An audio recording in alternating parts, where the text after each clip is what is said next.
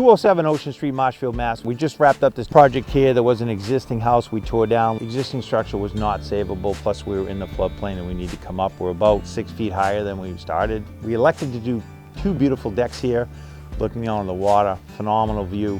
Interesting on these decks, everything is PVC and stainless, so we don't have to worry about long-term rust. Stainless steel hangers, stainless steel flashing, all kinds of stainless steel. So when we started this plan, these decks were much smaller, and I said, listen, this is your opportunity to really maximize. This is beautiful out here.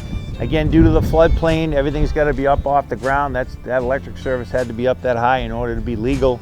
We had to build this platform to be able to service the electric service. That's why that platform's there. We had a custom generator mount built to support the generator, again, above the floodplain. That's actually well above the floodplain on purpose. We don't want that going in the water. And we have our 2 E-pumps here, one for upstairs, one for down, again, mounted up above the floodplain. In a flood, we should be good.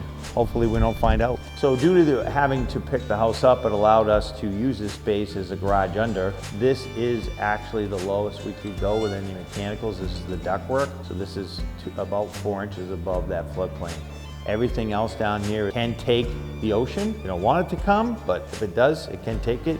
These are flood vents here. So we have inlet vents there on the ocean side and outlet vents here. These are covers from the manufacturer. These break away if we start having a flood and let the water back out. Other than that, there's nothing down here as far as water or mechanicals or anything that can be affected. We kept all the outlets up very high down here.